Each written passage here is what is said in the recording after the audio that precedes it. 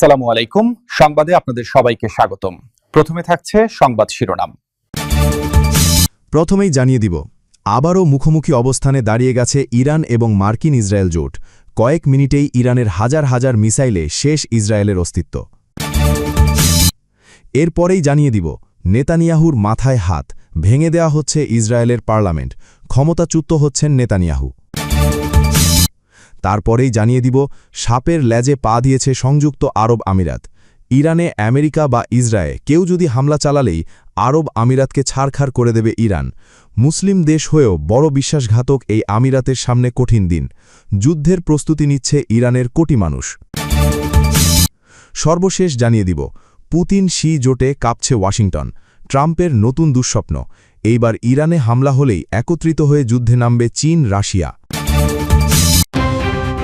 দর্শক, এতক্ষণ শুনছিলেন সংবাদ শিরোনাম। এখন জানাবো বিস্তারিত জানার আগে আপনি যদি চ্যানেলে নতুন হয়ে থাকেন তাহলে আমাদের চ্যানেলটি সাবস্ক্রাইব করুন, আর কোন জায়গা থেকে দেখছেন এবং শুনছেন তা কমেন্ট করে জানান।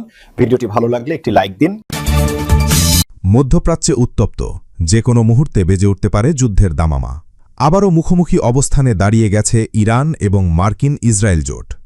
গত রোববারের শিলরুদ্ধ শেষ মুহূর্তের কথা আমাদের সবার মনে আছে, যখন খোদ মার্কিন প্রেসিডেন্ট ডোনাল্ড ট্রাম্প ইরানের বিরুদ্ধে সরাসরি যুদ্ধের নতুন হুমকি দিয়েছিলেন।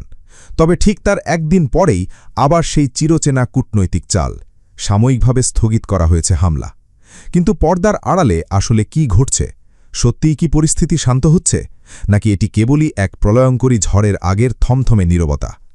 গভীর অনুসন্ধান বলছে, এবার আর কোনো হালকা লড়াই নয়, বরং এক সর্বাত্মক ধ্বংসযজ্ঞের দিকে এগোচ্ছে দুই পক্ষ। এবারের সম্ভাব্য যুদ্ধকে পশ্চিমা এবং ইরানি সামরিক বিশ্লেষকেরা বর্ণনা করছেন স্বল্পস্থায়ী কিন্তু অত্যন্ত তীব্র এক সংঘাত হিসেবে।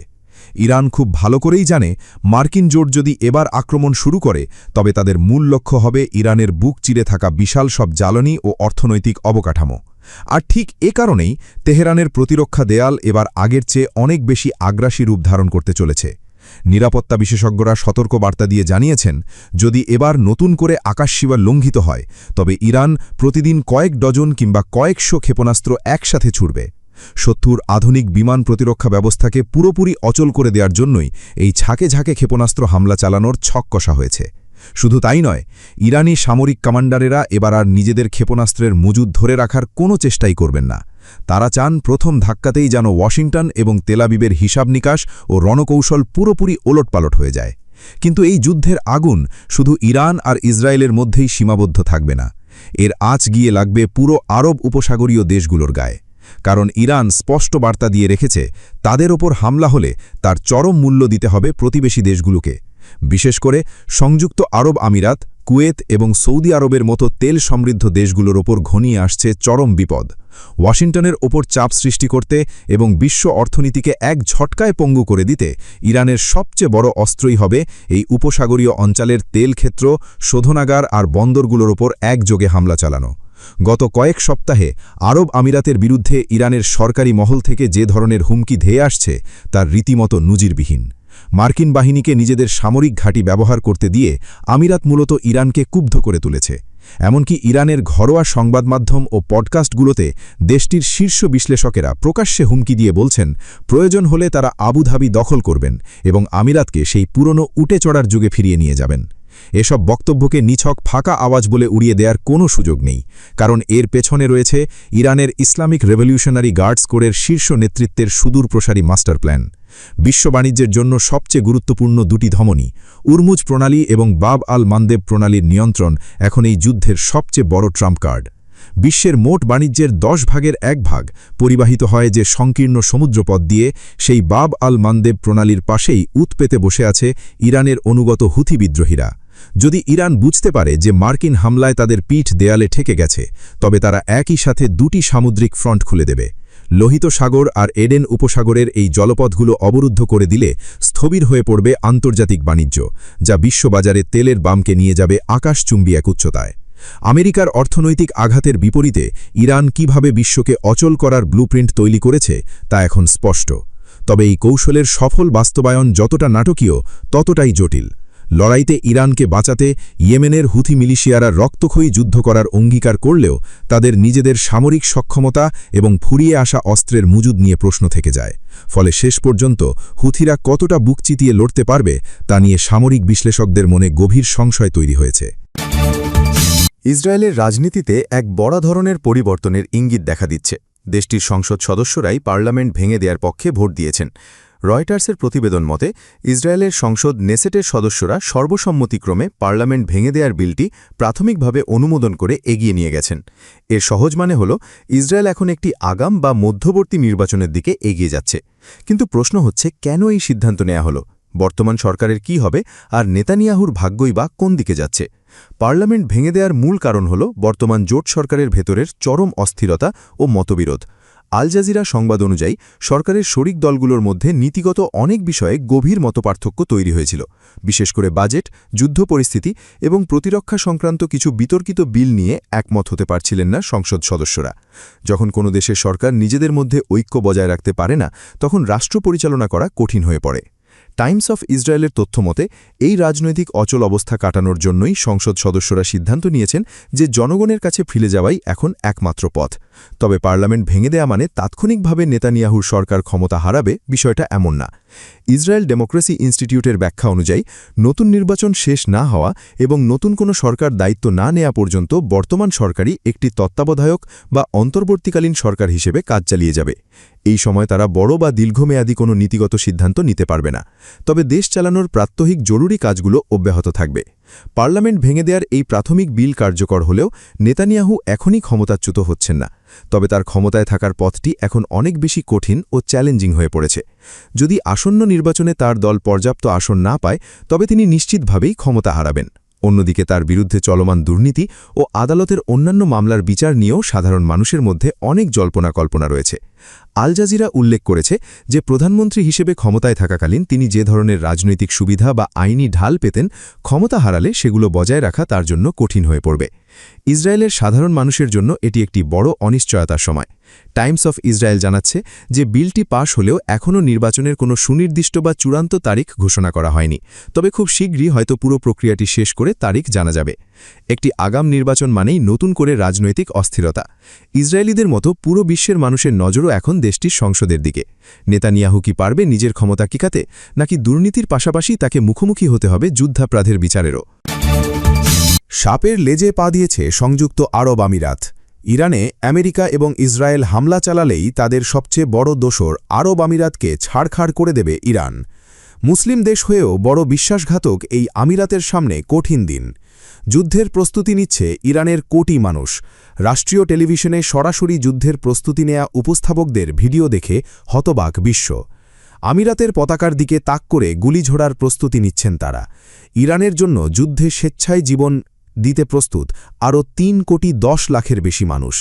এত মানুষ যখন একসাথে আমিরাত এবং পশ্চিমা শক্তির বিরুদ্ধে ঝাঁপিয়ে পড়বে, তখন এই অঞ্চল থেকে পালানোর পথ খুঁজে পাবে না শত্রুরা। ইরান যুক্তরাষ্ট্রের মধ্যে যখন আলোচনা চলছিল, তখনও ছাড় পায়নি আমিরাত বা সৌদি আরব। সম্প্রতি আমিরাতের বারাকা বিদ্যুৎ কেন্দ্রেও ড্রোন হামলার ঘটনা ঘটেছে। আমিরাত বলছে ইরাকের ভূখণ্ড থেকে এই ড্রোন হামলা হয়েছে।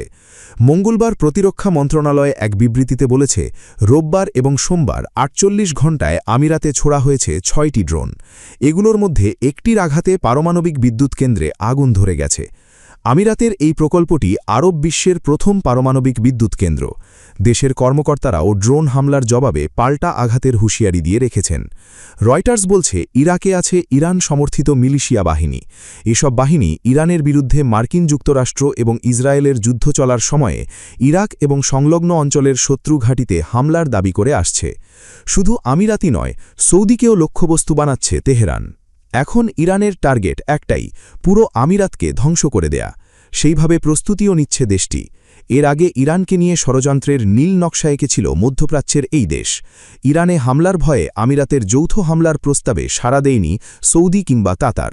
ব্লুমবার্গ বলছে, ইরান যুদ্ধ শুরুর পর সৌদি ক্রাউন প্রিন্স মোহাম্মদ বিন সালমান সহ উপসাগরীয় নেতাদের টেলিফোন করেন আমিরাতের প্রেসিডেন্ট মোহাম্মদ বিন জায়েদ আল নাহিয়ান। তবে হামলার পক্ষে কারও সমর্থনই আদায় করতে পারেনি আমিরাত। কোনো প্রতিবেশী দেশকে পাশে না পেয়ে শেষ পর্যন্ত ইসরায়েলের সাথে সম্পর্ক উন্নয়নে উঠে পড়ে লেগেছে আমিরাত। আমিরাতের সাহায্যে আয়রন ডোম এবং আকাশ প্রতিরক্ষা ব্যবস্থাও পাঠিয়েছে ইসরায়েল। যেন বিশ্ব রাজনীতির দাবার ছকে নতুন এক ভয়ঙ্কর চাপ। মাত্র কয়েকদিন আগেই বেইজিং সফর শেষ করেছেন ডোনাল্ড ট্রাম্প, আর তার ঠিক পরপরই মিউজিক। একই শহরে হাজির রুশ প্রেসিডেন্ট ভ্লাদিমির পুতিন। শুধু সফর নয়, ক্যামেরার সামনে সি জিনপিং আর পুতিনের উষ্ণ করমর্দন, প্রিয় বন্ধুর সম্বোধন আর মিউজিক একের পর এক কৌশলগত বার্তা। সবকিছু মিলিয়ে নতুন করে প্রশ্ন উঠছে, ট্রাম্প কি এখন নতুন এক ভূরাজনৈতিক দুঃস্বপ্নের মুখে? এমন এক সময়ে এই বৈঠক হল যখন মধ্যপ্রাচ্যে ইরান সংকট, ইউক্রেন যুদ্ধ, বৈশ্বিক জ্বালানি উত্তেজনা আর আমেরিকা চীন দ্বন্দ্ব সব একসঙ্গে জটিল হয়ে উঠেছে। আর এই সংকটের মাঝেই বিশ্বকে যেন দেখানো হল বেইজিং আর মস্কো এখনও একই সঙ্গে আছে। বেইজিংয়ের গ্রেট হল অব দ্য পিপলে সি জিনপিং নিজে পুতিনকে স্বাগত জানান। বৈঠকের শুরুতেই পুতিন বলেন, আমার প্রিয় বন্ধু। অন্যদিকে সি জিনপিংও জোর দেন দুই দেশের কৌশলগত সহযোগিতা আর রাজনৈতিক পারস্পরিক আস্থার ওপর। বিশ্লেষকরা বলছেন, এটা শুধু কূটনৈতিক সৌজন্য নয়, বরং ওয়াশিংটনের জন্য একটি সরাসরি বার্তা।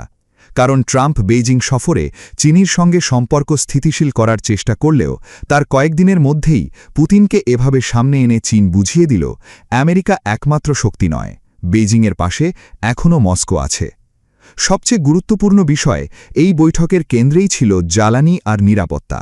ইউক্রেন যুদ্ধের পর পশ্চিমা নিষেধাজ্ঞায় কোণঠাসা রাশিয়ার সবচেয়ে বড় ক্রেতা এখন চীন। রুশ তেল গ্যাসের বড় অংশ যাচ্ছে বেইজিংয়ে। এমনকি রাশিয়া বলছে, মধ্যপ্রাচ্যে ইরান সংকট যত বাড়বে, চীনের জন্য রুশ জ্বালানির গুরুত্ব তত বাড়বে। পুতিন স্পষ্ট করেই বলেছেন, সংকটের মধ্যেও রাশিয়ার নির্ভরযোগ্য জ্বালানি সরবরাহকারী। অন্যদিকে সি জিনপিং সতর্ক করেছেন, মধ্যপ্রাচ্যের যুদ্ধ বৈশ্বিক জ্বালানির সরবরাহ আর আন্তর্জাতিক বাণিজ্যকে হুমকিতে ফেলছে। অর্থাৎ ইরান ইস্যুতে চীন রাশিয়া এখন অনেকটাই একই অবস্থানে। এদিকে ট্রাম্প প্রশাসন যখন ইরানের ওপর চাপ বাড়াচ্ছে, তখন চীন ও রাশিয়া ধীরে ধীরে এমন একটি কৌশলগত ব্লক তৈরি করছে যা আমেরিকার জন্য বড় চ্যালেঞ্জ হয়ে উঠতে পারে। বিশেষ করে ইউক্রেন যুদ্ধের পর রাশিয়া এখন অনেক বেশি চীনের ওপর নির্ভরশীল। আর চীনও বুঝে গেছে, হরমুজ প্রণালী অস্থিতিশীল হলে তার সবচেয়ে নিরাপদ বিকল্প রুশ জ্বালানি। এই সফরে দুই দেশ 2001 সালের ঐতিহাসিক বন্ধুত্ব চুক্তিও আরও সম্প্রসারণের সিদ্ধান্ত নিয়েছে। শুধু তাই নয়, সামরিক সহযোগিতা, যৌথ মহড়া, জ্বালানি পাইপলাইন সহ সব ক্ষেত্রেই সম্পর্ক আরও গভীর করার বার্তা এসেছে। বিশ্লেষকদের মতে, ট্রাম্পের অপ্রত্যাশিত পররাষ্ট্রনীতি উল্টো চীন আর রাশিয়াকে আরও কাছে নিয়ে এসেছে। কারণ ওয়াশিংটনকে মোকাবিলায় এখন বেইজিং ও মস্কো দুইজনেরই একে অপরকে দরকার। আর এখানেই তৈরি হয়েছে নতুন উদ্বেগ। একদিকে ইরান যুদ্ধের উত্তেজনা, অন্যদিকে ইউক্রেন সংঘাত, আর তার মাঝখানে চীন রাশিয়ার এই শক্তি প্রদর্শন পুরো বিশ্ব রাজনীতিকে ঠেলে দিচ্ছে নতুন মেরুকরণের দিকে। সবচেয়ে বড় প্রশ্ন এখন একটাই, ট্রাম্প কি সত্যিই চীনকে নিজের দিকে টানতে পেরেছেন, নাকি তার বেইজিং সফরের ঠিক পরেই পুতিনকে সামনে এনে সি জিনপিং বুঝিয়ে দিলেন, বিশ্ব রাজনীতির নতুন খেলায় চীন রাশিয়া এখনও একই শিবিরে? কারণ আন্তর্জাতিক বিশ্লেষকদের মতে এই সফর শুধু দুই নেতার বৈঠক নয়, এটা ছিল শক্তির প্রদর্শন এবং ওয়াশিংটনের মুখে ছুড়ে দেওয়া এক বিশেষ কৌশলী রাজনৈতিক বার্তা।